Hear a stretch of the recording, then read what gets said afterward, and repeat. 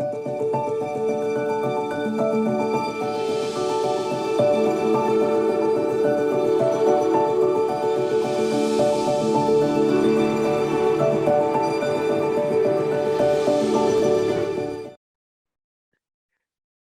we're going to hand it over to our facilitator and moderator, Miss Laura. Thank you all for coming back. For some of you, this will be our fifth session or fourth session in a series of 5.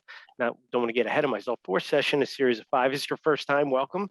You're going to get a lot out of this. We hold true to the schedule, so we'll be finished up about 2:45. So let me hand it over to Laura, and we will continue to take it away. Perfect. Thank you very much, Lane. Good to be with you all.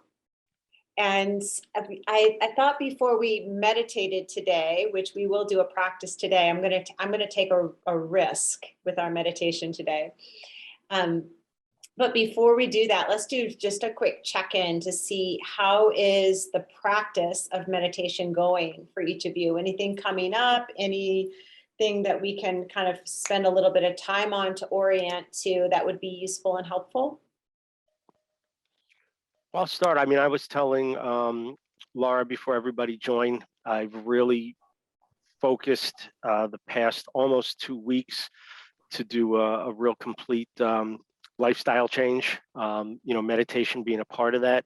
I consciously make sure I do it multiple times a day, whether I feel like I need it or not, just to get in the habit of doing it, which is an incredible refresher and charge. I was telling somebody the other day, I do 10-minute intervals multiple times a day, and I attempted to do one just lying on the floor without falling asleep, and it was the middle of the day. And I noticed within the first couple minutes, because I had my iPhone timer set, within the first couple minutes, I had a lot of distractions. My mind was racing, and then I finally got that white space in my mind. And then I just felt myself drift. And the interesting thing was, after that alarm went off, it felt like I was asleep for hours. Woke up, felt refreshed, and moved on with the day. And I've been doing that multiple times a day, and also just doing a much healthier lifestyle over the past 2 weeks, which is a game changer like I haven't experienced in 18 months and in quite some time, where you wake up at the crack of dawn, your feet hit the floor, and you are raring to go and feel awesome. So that's what I've been focused on, and want to continue to try to do that for as long as possible. Yeah, that's great. That's great. It feels like a big old success story right there. Yeah, it feels great. Yeah.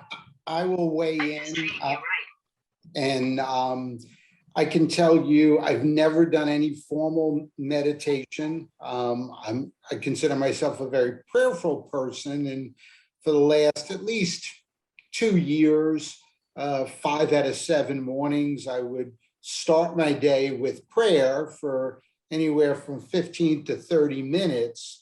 So when I first started doing this, guys, I figured, let me do the meditation first and then the prayer. And I found that I wasn't as peaceful.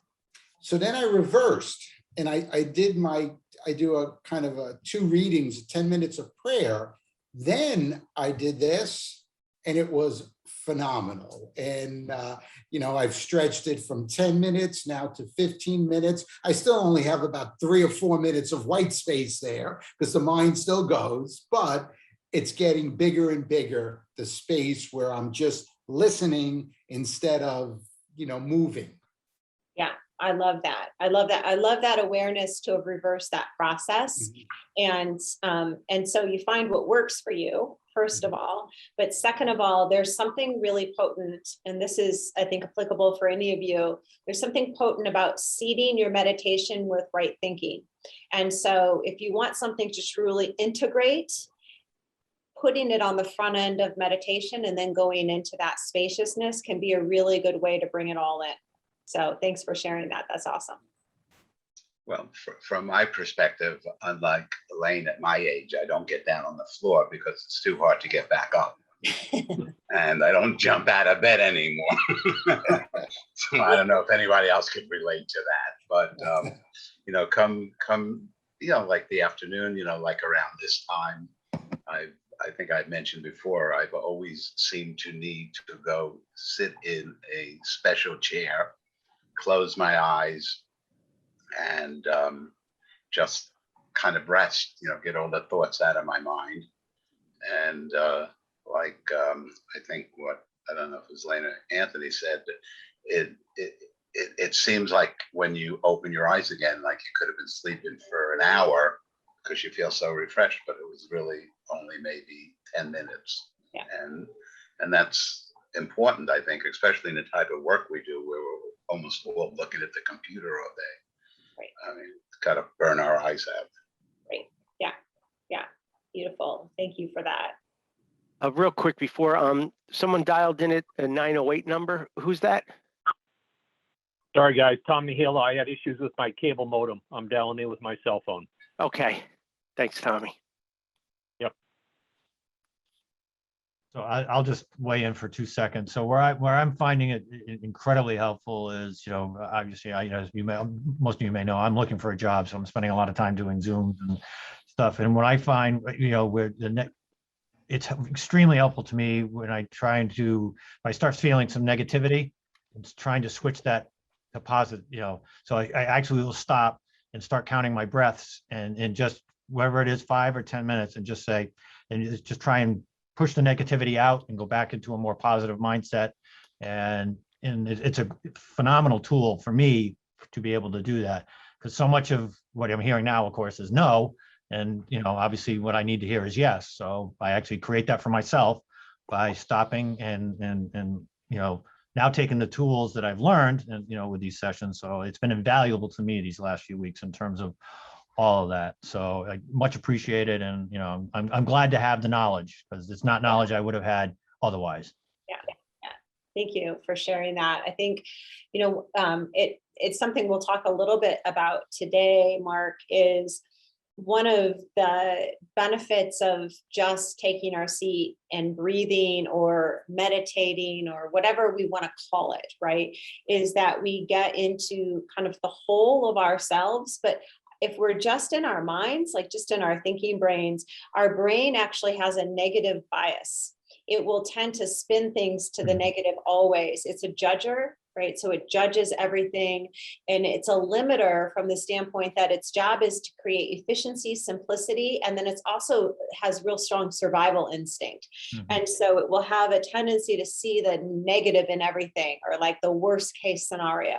But the rest of us, the rest of our intelligence, our body wisdom, our heart wisdom, our spirit wisdom is much more expansive. Like we can even feel that in our being. That's why I think, the comments we're having earlier, even about prayer, dropping us down out of our minds into something bigger than ourselves, is the way that we enter that space. And so it's a great way to retrain the brain, or I should say retrain the being from being so like having this tendency to bias everything to the negative. Yeah. So I find too that the second week we did the more of the body meditation and sort of is just a focus. That to me has been again invaluable. Even if it's just to get the tension out of your shoulders and your neck and your back, because you're sitting for so long.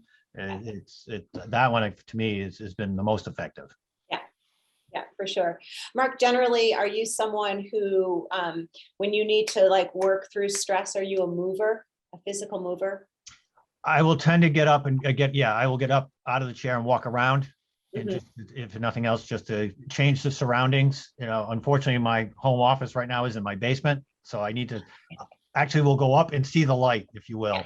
Quite literally, yeah. Literally and figuratively. So I think that's, to me, like on a day like today, it's absolutely beautiful outside. So go out, even just open the front door to get some fresh air. Yeah, for sure. So. For sure. Yeah, thanks for my time here. Thank you. And there are other mindfulness practices other than meditation, right? Meditation is an example or an option to practice mindfulness, but daily movement can be a mindfulness practice if you are intentional about it, right? Going for a walk, assuming you aren't listening to like your fourth NPR podcast, can be a really effective tool. Nature, because of all of the gifts of nature, including its energetic resonance, it can be a really powerful mindfulness practice, as can prayer, right? Some forms of community, not all forms of community, but some forms of community where you sense into this, like there's a collective elevation that happens as a byproduct of a group of people getting together. That's a mindfulness practice. And so, just kind of paying attention to where are you getting those sensations and that kind of full realization of the present moment, and knowing that you don't always have to plop down on a pillow and find a space, although that's, I think, what creates the cumulative capability. So is it who, if anyone, is struggling with it?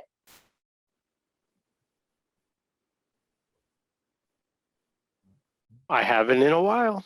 That's awesome. That's awesome. Yeah. So that's amazing. Actually, I don't think I've ever worked with a group that just kind of everyone clicked in and they were like, okay, I'm on the wagon and doing the thing. And I think just remembering that it doesn't always have to be this kind of 20-minute thing. It can be 5 minutes somewhere in your day. What Lane is doing in terms of creating increments, we actually know this about exercise as well. Your body does better if it gets smaller, more frequent doses of exercise than if you go in a big burst for a long time, even within a single day. So, kind of breaking it up creates that immersion and that deeper sense of this is just part of how I do life, right? This is just part of how I do life. So, okay, cool. So today we were going to talk a little bit about the use of mindfulness and meditation for creativity. And for a lot of us, creativity is just obtaining flow state. It's just finding flow state in our day. And we'll talk a little bit about what that is. But before we dive into it, I want to take you through a meditation. And remind me, do I have any yogis in the room? Any people that do yoga? No? Okay. Very, very sporadically and not very well, but yes. Okay. Perfect. Yeah. The reason I ask is I said earlier I was going to take a risk on the meditation that we were going to use today. Usually when I teach meditation to leaders, I stick with pretty somatic meditation experiences because it's easier for us to grapple with it. But I kind of want to try a meditation today that is kind of revolves around something called the koshas. And the koshas in yogic language they're called like your 5 bodies or your 5 sheaths and forms. And so, some of them would be super obvious. Like we have our physical body, we have our mental body, we have our emotional body, and then we also have our energetic body, which is what you're experiencing in meditation, that kind of enlivening or deeper awareness of what is subtle to you. And then the whole point of this work with the koshas is to say at the very core of us, at our essence, we have what they call the bliss body. And this is the kind of the place within us that we access our highest self, our essence, right? The core of who we are beyond the roles we play, what we do every day, this form and this lifetime. And so it's really like the spiritual aspect of ourselves. And I'm a huge believer, and the reason I chose this meditation for today is because we're talking about creativity. I'm a huge believer that if we aren't skillful at getting out of our heads and into the whole of ourselves, we blunt our creativity. Like we'll truncate our capability for innovation, for invention, for new ideas. for problem solving even, which is a form of creativity. So are you all willing to kind of go there with me? Sweet. Okay, so let's start in our physical body. So I'm just going to have you root yourself down and place your feet on the earth while you try to lift up and get as big and tall in your form as possible. And then just take a big cleansing breath in through the nose, out through the mouth. And then start with your eyes closed for a moment. Roll your head side to side, just dropping to one side, then chin tucks into the chest, rolling up to the other side. And then see if you can find a relationship between the breath and the movement of the head as you take a few cycles on your own.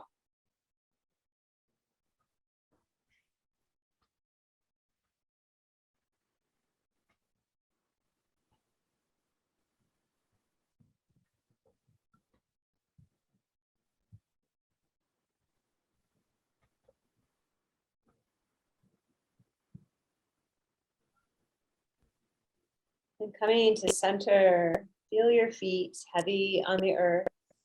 Notice where your hands are resting.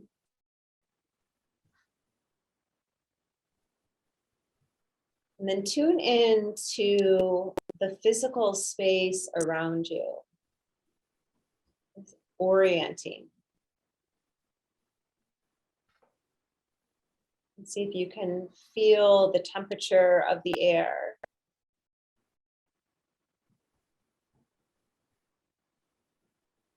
Hear the sounds.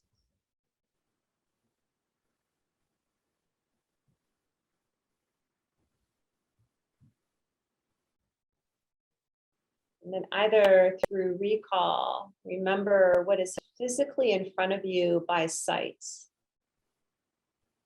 You could also slightly open your eyes and look around just to orient yourself firmly to where you live in space.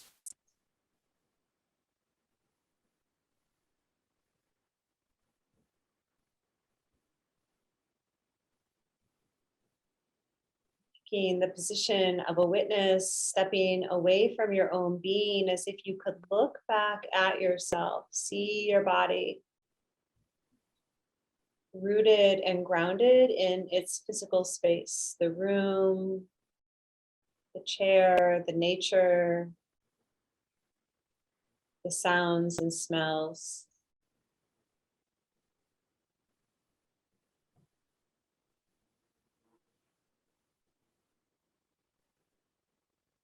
And if that visualization of looking upon yourself as a witness is effective for you, notice what you see.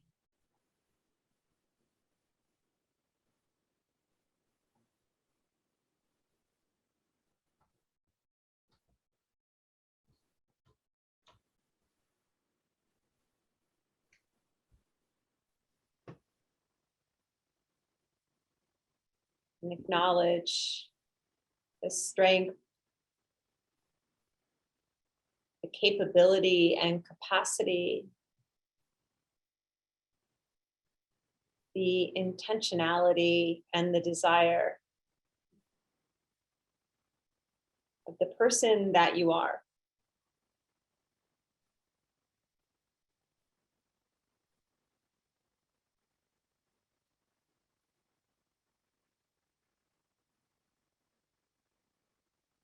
And integrating that awareness back into yourself. With your eyes closed, again, get strong through the belly. I want you to pull and engage the outer obliques in. Lift up through the bottom abdominals, maybe even pelvic floor lifts. Notice how that impacts the integrity of your seat. And then feel the breath riding in, expanding the rib cage.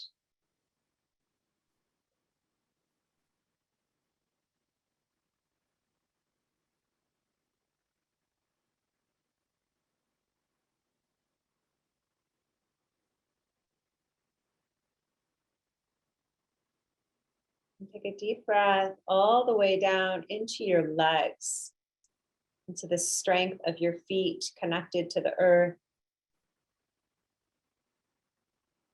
stable and rooted.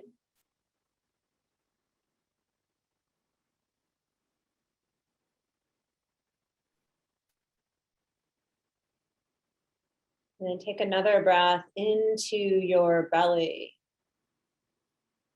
this creative center.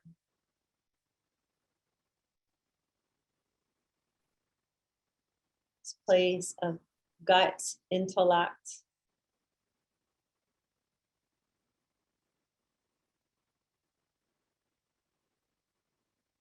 And inner fire. The Manipura plexus lives just above the belly button.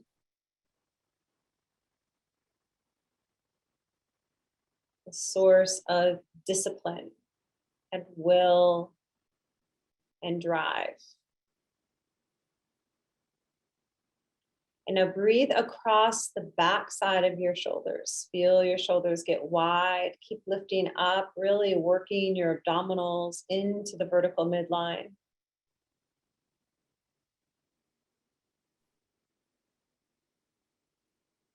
And expand the breath. Take a little deeper breath for the next couple cycles. Feel your body entirely moving with the breath. Notice where in your body you might soften or remove tension.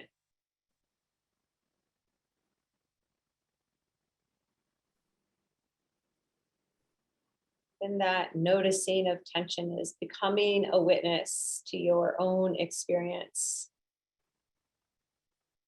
Being efficient with the information we gather. Take a full deep breath in. And then as you exhale, soft across the heart center, begin to soften the breath, soften the eyes in the socket.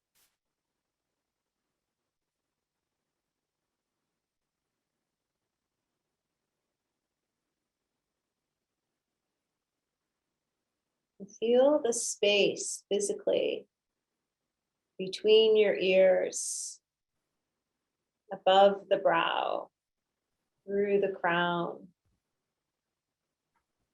And draw the breath into that space.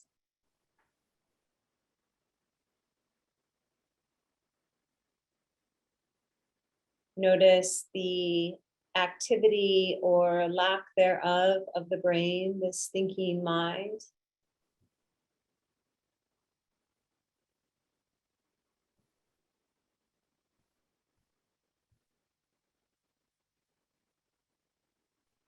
Express gratitude for this brain, this amazing power horse of our being.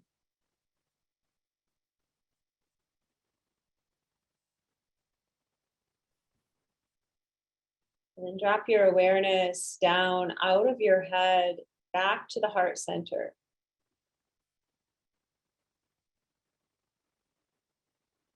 And tune in to what feels subtle. Where's your emotion?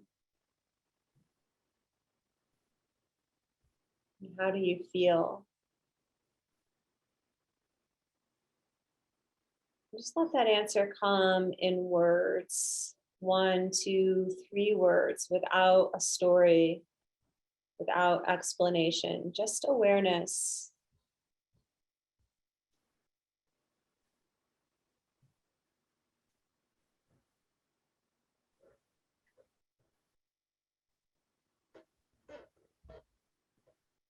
Then expand again the rib cage with the next breath in, lifting up.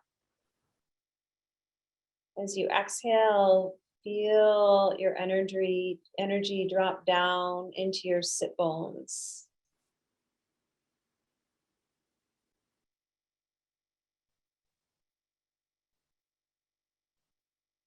And tune in to your energetic being. Where is your energy? How would you describe it?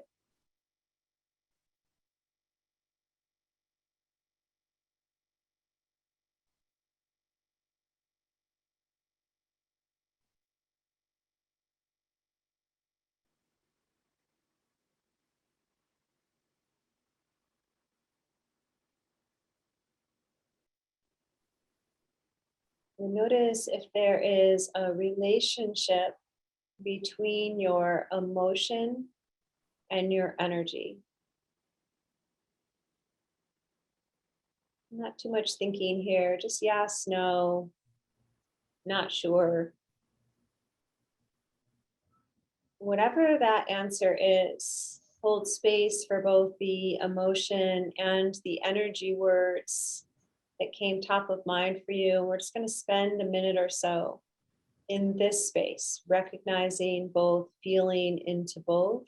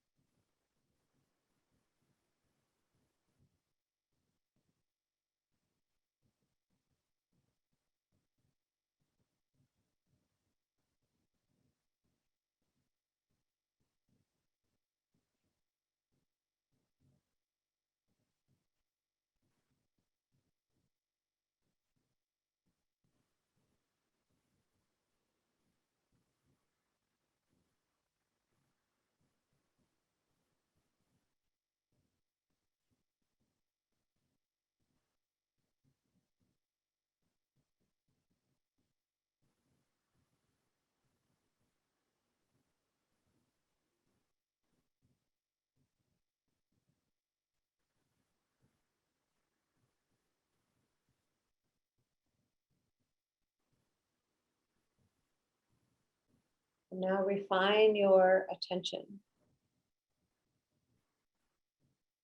Noticing where in your being might you discover what feels infinite, boundless, and unwavering, bigger than your physicality, bigger than your mind, bigger than your energy and your emotion.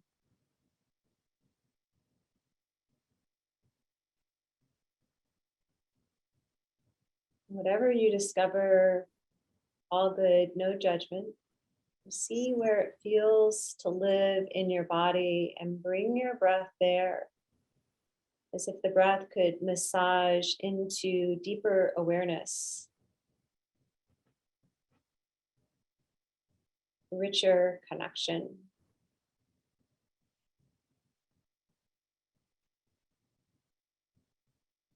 More meaningful intimacy with this truth of who you are.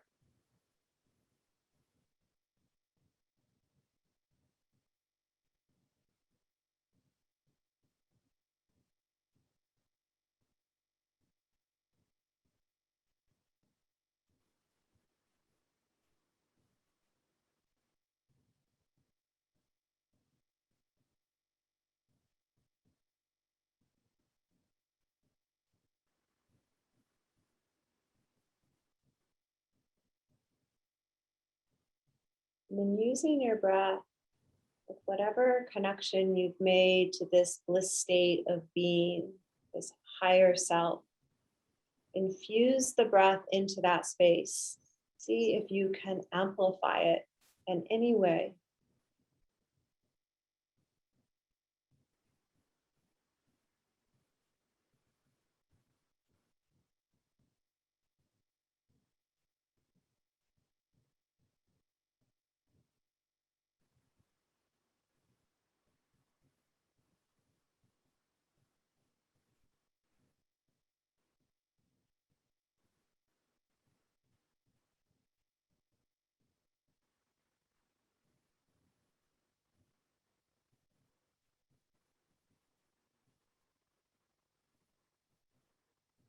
And in this space and in all future moments,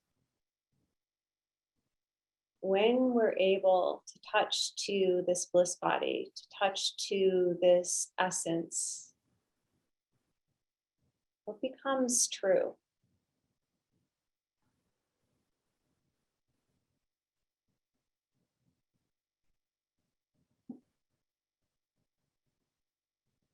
And what becomes possible?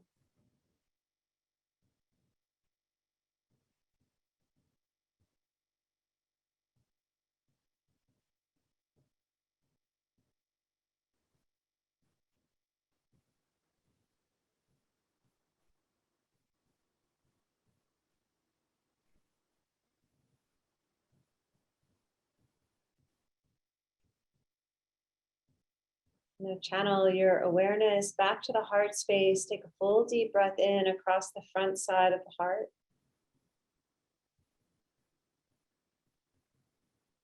Sink deep into your belly, into your sit bones on the exhale.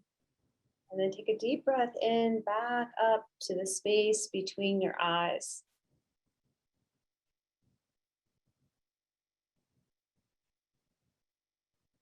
Slow, easy exhale. One more to that space, but with your eyes closed, roll your eyes up and turn them to that center of your mind. Inhale.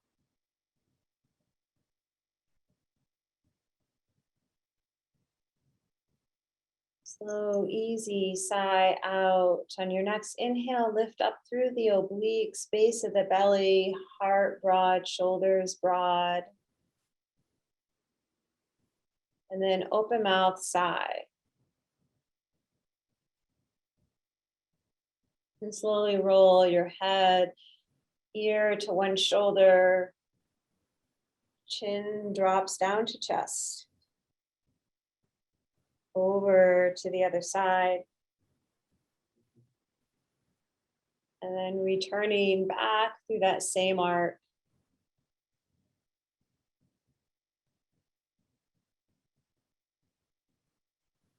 And as you draw up to center, really slowly open your eyes just halfway, looking at the physical space around you, reorienting.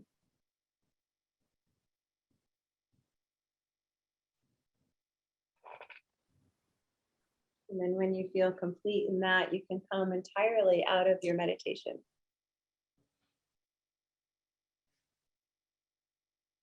Wow. That's all I got to say.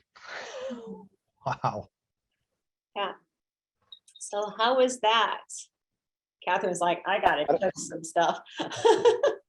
Yeah, Laura, you know, it was for me, as you were, I'm going to say, articulating the commands, Mhm. it felt like I was anticipating them. It felt Mhm. like the next thing you said I was already doing.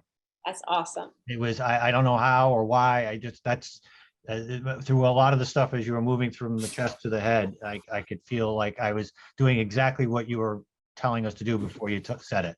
Yeah. Cosmic consciousness. It was, I don't know where my feet were. I couldn't feel them anymore. that was amazing. Blunt, that was some different freaky shit. You know what it was for Exactly. me? It was I felt very strong, Uh-huh. and a lot of it was up here. You know, from here Yep. up, very, very strong. But one thing I couldn't do, I couldn't project myself on the outside looking in. I couldn't get there. Yeah. Early on, couldn't get there. Yeah. So everything around me, but I couldn't do that. Yeah. Lane, I'll be interested for you to try that again, but do it towards the end of one of your meditations.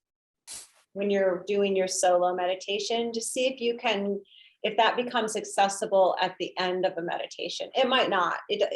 There's nothing wrong with any of this working or not working for someone. We find what works for us. But sometimes that particular, that's a pretty heightened, I want to call it a skill, but it's not really a skill, but it's the witnesser and the witnessed. And it's not an easy access point. I wondered too, Laura, do you think that if you've practiced visualization, do you think that that is tied to that? Because I feel like part of what I incorporate in my practice is walking walking through my day, anticipating my meetings and kind of being a witnesser, like watching myself through the day. That's part of my visualization. So I just did that because it was kind of like what I would do sometimes. Do you think those are related, Laura? Yeah, I think visualization is a really powerful, the way you're using it is a really powerful companion to internal reflection. So it's almost like we set the tempo or the stage with meditation, and visualization helps us start to see and feel how it looks in the world. And so it's more of a, how do I take this thing that I'm feeling and harness it and put it into action? And if we can, and we know this from sports, right? Like they all practice visualization for a reason. And we actually get the same kind of response or gain from it. In fact, there's research that shows that people that did really like coordinated visualization around like working biceps or muscles, but didn't actually do any lifting, how to get a strength gain as if they've been lifting. And it's really amazing. But I think visualization used the way you're using it is a really great way to wire for a certain outcome. And then Laura, not to judge yourself when you don't have that experience. Yeah, right. Exactly. Yeah, exactly. That's my challenge, is to not to judge it. Yes. Well, I didn't have any trouble, Christian, with the witness part, but I have had, so I've made all the sessions except for one, and one, I can't remember, 2 times ago, somebody shared they almost fell asleep. And so I was just smiling to myself when Lane talked about how strong he felt, because I thought I almost fell asleep. And I have never felt like that before. And I think I got the same amount of rest last night. So it's just so interesting how different people have different response, because I thoroughly enjoyed it, but I didn't come away feeling strong. I came away feeling like super chilled out. What a mellow. Yeah, really mellow. Yeah. This was really interesting because I'm in the city today. So what used to be my element for 25 years every day is outside my element. So just from the time I woke up, knowing coming to the city, your guard's up a little more, adrenaline's kicking a little faster because you're outside your little comfort zone. So what made this really special was, however long it was, 10 minutes, I was in a completely different place. I really forgot where I was. Yeah. And, to piggyback on that in terms of, Christian, your contribution on feeling like I shouldn't judge it. Some people are very capable of getting those kinds of big, esoteric, kind of otherworldly, cosmic experiences. And some people are much more inclined to like get a very grounded, rooted experience. And again, one's not better than the other. It's the way it is that we express ourselves. And so allowing your experience to be your own, and then also just knowing that some days it kind of sucks. Like we just didn't get there at all. And we still did it. So in fact, it was successful just because we showed up for it. Yeah. And I've probably said this to you all before, but one of the greatest lessons of my life is just remembering how we do anything is how we do everything. And so when we have these periods where we come into kind of vigilant observation of ourselves, and we catch ourselves in that way, like, oh, I'm judging, or, oh, I'm not able to kind of drop in and I can't relax. That's always my thing. I can't relax.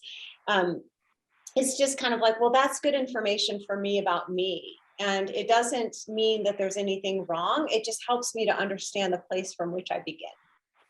And so how do I use that for my own growth and evolution? We talked a little bit, and I want to be really attentive to time because we're close. But we talked a little bit about creativity. And one of the things the reason I chose this particular type of meditation is because I think oftentimes we're trying to be creative in our headspace. We're trying to be creative by thinking harder and differently. And in fact, our creativity, our innovation, right, our inventor self, it like lives in some other more holistic form. We don't need to know how or why. We just need to know how to access it. And so this is flow state. And most of you have probably read something about flow state because it's like all the rage in productivity and business performance theory right now. But flow state is really this place where our ego falls away. So the judger of who we are kind of falls away, and we're so immersed, totally available to what is happening in the moment. Time flies, right? Everything that we do is intuitive and unencumbered, and we just feel like we're firing on all cylinders, and that we have access to the best of who we are. Like it's kind of like all of our intelligence shows up and conspires to create something amazing. And flow state is something that as a leader, we want our people to be experiencing, because this is where the magic happens. Like this is where the magic happens. And so if you can think about your meditation as a vehicle through which you're conditioning yourself to be able to access that point. And so the way we layer things in our day can be really useful, meaning that if you're going into a highly creative session, like an innovation meeting or whatever you have on your radar where creativity happens, to go into it on the tailcoats of meditation can be really, really useful. It's like flipping the switch and getting out of our habits of being overthinkers. And then just, it's like changing your clothes and going outside. It's like you just feel differently and better. But it's also neurologically doing something that can give you access to that flow state much more so than if you just do what we all do, which is hop from thing to thing to thing to thing. And we never use transitions effectively to reset and to go in at our best. So, so from a creativity standpoint, meditation is a really useful tool as a precursor to the work of creativity. So you might try that if you have an opportunity. Okay, so we're at 2:45. Any closing questions? I'm starving. This is great. I can't wait to eat. I love it. This is Tom, and I apologize for not being there visually. But could you just go back to your last comment about the flow state? Especially, I find myself going from meeting to meeting to meeting most every day. Yeah. And what I'm hearing from you is take the time to stop, to breathe, to get your mind somewhat clear before you go into the next session. That should result in some benefits and some open and some creative thinking, instead of rushing from one thing to the next. Yes, yeah. So when we go one thing to the next, we're just depleting, right? We're just empty, and we hope we get it all done by the end of the day before we collapse. And we're also, we go into one meeting, it requires high analytics in the brain, and then we go into the next meeting, and if we haven't switched gears, we stay in that groove. So I personally schedule meetings for 45 minutes or 50 minutes versus on the hour, and just hold people to that. 25 minutes versus 30. Give yourself that window of time, especially if you're in Zoom world. Like I live in Zoom world, so it's really easy to just be literally staring at yourself on a screen all day long. And so in using that time just for really intentional breath, to create that expansiveness and to run through your whole body, access where you are and see if you can tap into that state. And then I really like for transitions what Catherine mentioned earlier, which is to practice the visualization. In this next session, what are we trying to achieve, right? What's the outcome we want, and who do I want to be in it? And if you can connect with the vision of that versus the tactics of it, you'll show up differently in it. But that's really hard to do when meetings feel like just one more thing that we're ticking off of our list for the day. Good. Thank you for that. Yeah. Laura, I have another example of where I think the flow can work or leaving space for the creativity. Somewhere along the lines, I learned when I have to put together a proposal for something and I'm selling, I almost never bid the work the same day I hold the call, because I almost always have a good idea that I can add, whether it's throwing something else in or reorienting or going back with a different question. I almost always have a good idea if I sleep on it and I give myself some habits like this to just create some space and don't just plug and chug and plug and chug and plug. Even though I often sell a lot of the same things, they're not exactly the same. And I really feel like I'm always rewarded when I slow down and give myself some time. So I will literally tell the person I'm selling, I'll say, I have found that if I give myself a little time to let some ideas bubble up to the top, then I come up with a better solution. And so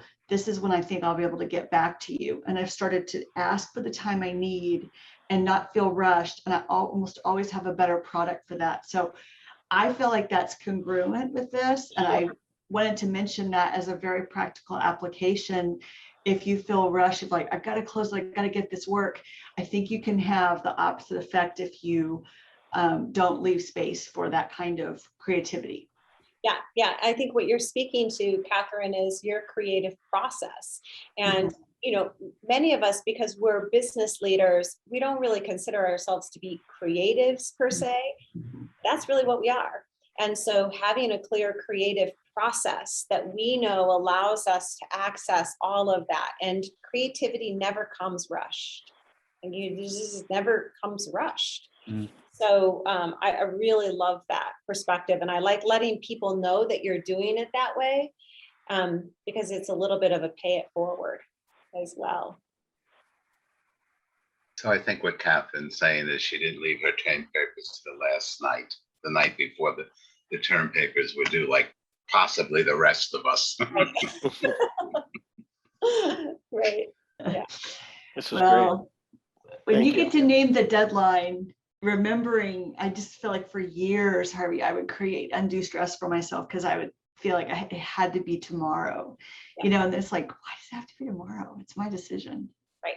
See, when I was in the promotion business, I would always start putting my ideas and things together at 5 o'clock at the end of the day before, I had to go to the meeting the next morning, and it just all seemed to flow that way. Yeah.